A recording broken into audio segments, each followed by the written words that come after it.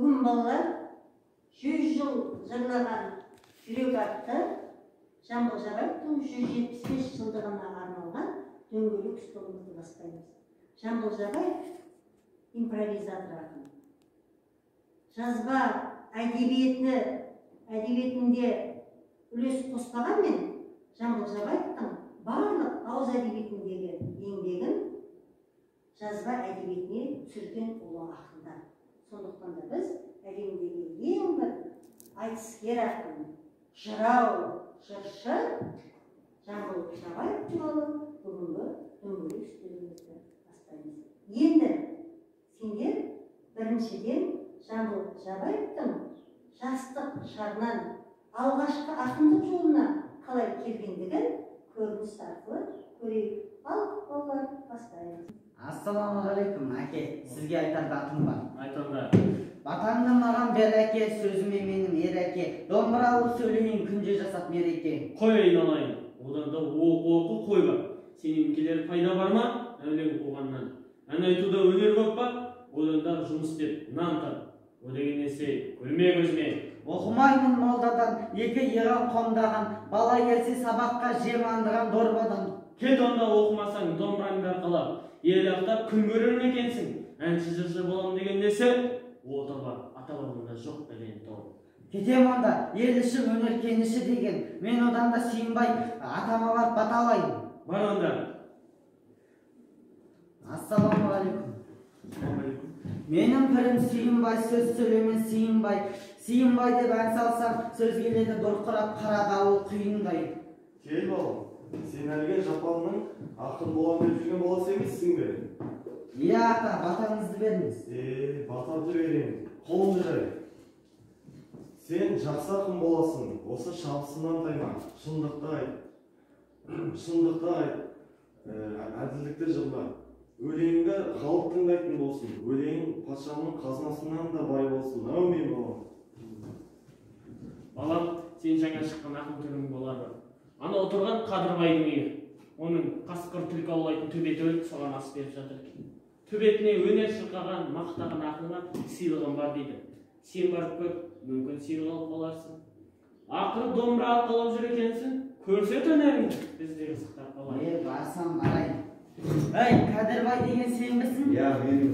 Сен әлгі өлген төбетіне ас беріп жатырсың ба? Иә, не болды, ас беріп жатырмын.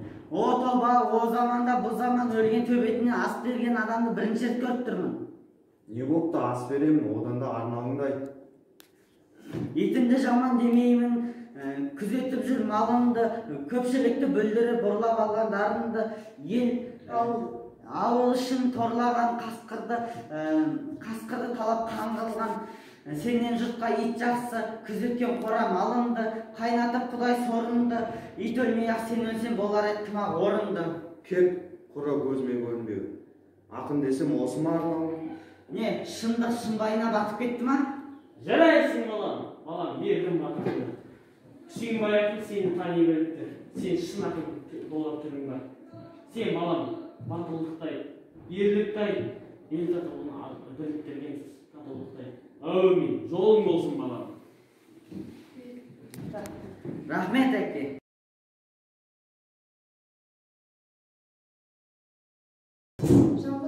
Жамбыл Жабаев ұлы ақын жаужыршы. Жамбыл Жабаев Жамбыл облысының Жамбыл тау етегінің 1846 жылы 28 ақпанда дүниеге келген. Сүйінбай Аронұлы сияқты адамдардан тәлім тәрбие алған. Жамбыл Жабаевтың шығармашылық өмірі 19 ғасырдың 70 жылдарынан басталды. Бұл кезеңдер қазақ халқына өте ауыр кезеңдер еді. Сонымен қатар Жамбыл Жабаев өзінің 100 жылының 85 жыл шығармашылық өміріне арнаған.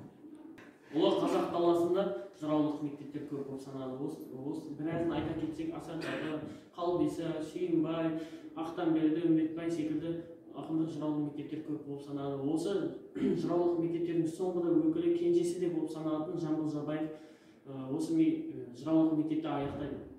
Осы Сүйінбай ақын сөз сөйлемі Сүйінбай деп өз өмірін өлеңге арнап кеткен. Атақты Майкөт пен Құлманбетті жеңіп, Жетісудың бірінші ақыны атанған Жамбыл Жабаев болды. Осы Жамбыл Жабаев қазақтың ақындарын танытқан осы үшін де құрметке де сыйлыққа да лайық болып саналады. 1941 жылы Сталиндік сыйлығының иегері болған Жамбыл және бірінші лауреаттың Қазақ КСР Кеңес одағы жазушылардың арасына кірген болатын. Және де қазіргі уақытта Жамбылдың аты бір облысқа, бірнеше аудандарға және де мектеп, өнер ордаларына, көшелерге және тағы басқа жерлерге қосылды. Қазақ халқы Жамбылдың 100 жылдық, 125, 150, 160, 175 жылдығын жоғарғы деңгейге өткізуде. Және де Жамбылдың 75 жасқа толған кездегі басқа мемлекеттерді оны жоғарғы деңгейде құттықтаған болатын. Және де қазір 40-тан астам шығармалар басқа елге аударылып, және 40-тан астам шығармалар оны бүкіл әлемге танытуда. Және де Жамбыл қазір қазақ халқының поэзиясын жоғарғы деңгейге көтеруде. Екінші дүниежүзілік соғыстың тұсында бүкіл кеңес одағында Жамбылдан дәрежесі биік ақын болған жоқ. Жамбылдың танылған тұсы да осы кезең еді. Ақын жырларын майдандағы әр ұлттан жиналған жауынгерлердің жүрегіне жетіп, жігерін қайрады. 1945 жылы 22 маусымында Алматы қаласында 100-ге таяған шағында қайтыс болды. Жамбылдың үздік шығармалары 40-тан астам шетелдер тілдеріне аударылды. Жамбылға жүздеген өлең жырлар жазылды. 1937 жылы бүкіл еліміз Жамбыл Жабаевтың шығармашылық қызметінің 75 жылдығын атап өтті. Бұл күндері Жамбыл Жабаев бүкіл дүниежүзінің озат қайраткерлеріне телеграмма алды. Көрнекті француз жазушысы Ромен Ролла Жамбыл Жабаевтың шығармашылық қызметінің 75 жылдығына орай Батыс Альпі жүрегінен қазақ халқының және де адамзат жазушысы Жамбыл Жабаевқа туысқандық сәлем жолдаймын деген телеграмма жіберілді.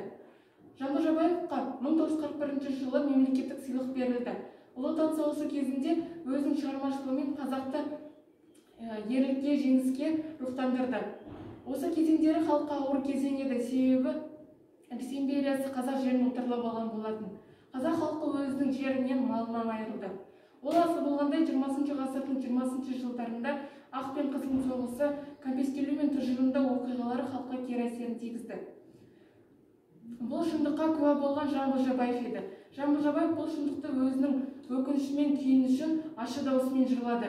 1923 жылы Жамбыл Жабаевтың ұлы Алғадай майданда қаза тапты. Жамбыл Жабаев бұл хабарды естігенде біраз үнсіз тұрып, кейін өзінің мұңын өлеңмен жырлады. Жамбыл Жабаевтың ақырғы жыры 1945 жылдың 9 мамырында айтылды. Бұл неміс фашистерді қазақ халқы өзінің қаһармандықтармен жеңді деді. Жамбыл Жабаевтың өзінің 100 жасына бірнеше қылған кезде 1945 жылдың 20 маусымында қайтыс болды. Ал 1946 жылы бүкіл еліміз 100 жылдығын ақпанда атап өтті.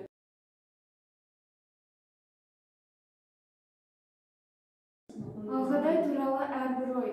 Түне күнгі кеткеннен ғали жаңа келдің бе, Алғадайдың мүрдесін жол-жөнекей көрдің бе, топырағын торқа боп тыныш ұйықта дедің бе, қалай қиып қалдырдың қарт әкеңді елімде, елжірейді өзегім, ауырады белімде, қаза болып көзелім, халім қиын менің де.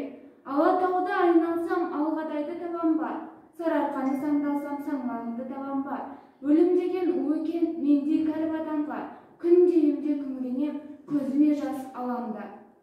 Ленинградтық өренім мақтанышым сенедің, не өзенің сүйкімді бұлағындай көремін.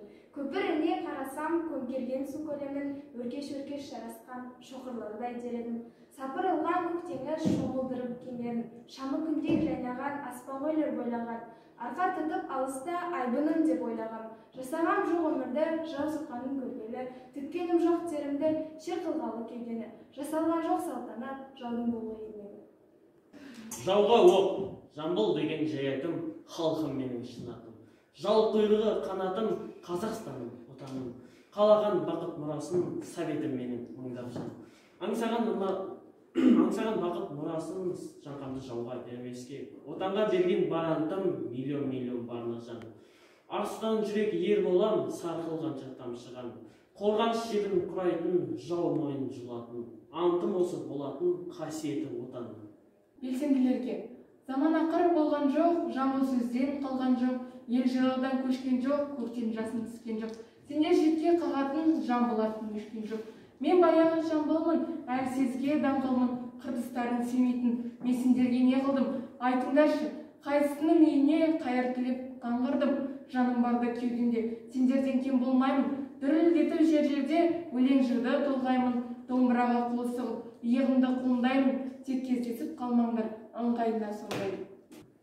Елімнің қыздарына, тәнідай көзі жайнаған, талпына қанат талмаған, қуанышты қыздарым беті қызыл алмадан, алтын кірпік айқабақ жүрегі жамал жарқын айнадан, жүрегі қызыл кремль жұлдызындай ойнаған, көкте болса көгінде, жерде болса жерінде, қол алғанын қопарып, құлшына жеңбей қоймаған, алатаудың бақытты бұлбұлындай сайраған.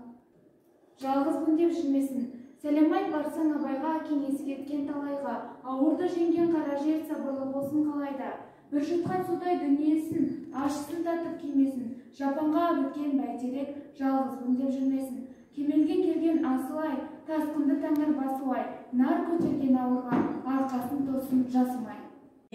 Ақын атын таратқан әрбір тұсқа, соңғыларға қалдырған үлгі нұсқа, арғын, найман сөзіне тәңір қаған, қандай арман бар дейсің бұл туыста.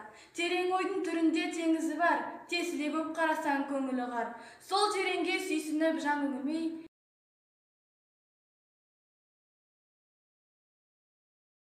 Жамбылға арнау. Жамбыл атам негізі дара туған, қасиетті дарынымен жаратылған. 99 жыл жасаған Жамбыл атамызды қандай ғана қасиетті ана туған. Жамбыл атам өмірден озып кетті, өлеңін әдемілеп созып кетті. Жамбыл атам жазуды білмесе де тарихқа өз есімін жазып кетті.